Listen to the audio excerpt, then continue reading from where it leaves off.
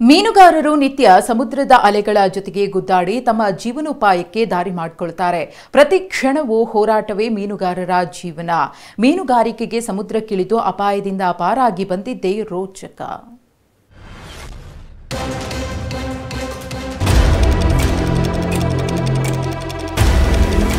ಮೀನುಗಾರಿಕಾ ರಕ್ಷಾರಿಗೆ ಸೇರಿದ ಮೀನುಗಾರಿಕಾ ಬೋಟ್ ಎಂದಿನಂತೆ ಮಲ್ಪೆ ಬಂದರಿನಲ್ಲಿ ಮೀನುಗಾರಿಕೆ ತೆರಳಿತ್ತು. ಬೋಟ್ ತಳಭಾಗಕ್ಕೆ ಗಟ್ಟಿಯಾದ ವಸ್ತು ತಗುಲಿದ ಪರಿಣಾಮ ಡ್ಯಾಮೇಜ್ ಆಗಿದ್ದು ಬೋಟ್ ಒಳಗೆ ನೀರು ನುಗ್ಗಿ ಮುಳುಗಡೆಯಾಗಿದೆ. ಅಪಾಯ ಎದುರಾಗುತ್ತಿದ್ದಂತೆ ವೈರ್ಲೆಸ್ ಮೂಲಕ ರಕ್ಷಣೆಗಾಗಿ ಮತ್ತೊಂದು ಬೋಟ್ಗೆ ಕರೆ ಮಾಡಿದ್ದಾರೆ. ಶ್ರೀ ಮೂಕಾಂಬಿಕಾ ಅನುಗ್ರಹ ಬೋಟ್ನವರು ತಕ್ಷಣವೇ ನೆರವಿಗೆ ಧಾವಿಸಿದ್ದು ಬೋಟ್ನಲ್ಲಿದ್ದ 8 ಮೀನುಗಾರರನ್ನ ರಕ್ಷಿಸಿದ್ದಾರೆ. ಈಗಿರುವ ರಕ್ಷಣೆ ಕಾರ್ಯ ಕೂಡ ಸ್ಥಳೀಯ ಮೀನುಗಾರಿಕೆ ಮಾಡಿರುವುದು ಇದೊಂದು ಶ್ಲಾಘನೀಯ ಅಂತ ಹೇಳ್ಬೋದು. ಈ ನಿಟ್ಟಿನಲ್ಲಿ ಮಲ್ಪೆಯಲ್ಲಿ ಇಂತಹ ಅವಘಡಗಳು ಆಗ್ತಾ ಇರುವುದು ಸೂಕ್ತ ಕ್ರಮ ಮತ್ತೆ ರಕ್ಷಣಾ ವ್ಯವಸ್ಥೆ ಇನ್ನಷ್ಟು ಹೆಚ್ಚಾಗಬೇಕಂತ ನಾನು ವಿನಂತಿ ಮಾಡ್ತೀನಿ. 8 ಮಂದಿ ಮೀನುಗಾರರ ಪ್ರಾಣ ರಕ್ಷಣೆ ಆಗಿರೋದು ಮೀನುಗಾರರಿಗೆ ಸಮಾಧಾನ ಕೊಟ್ಟಿದೆ.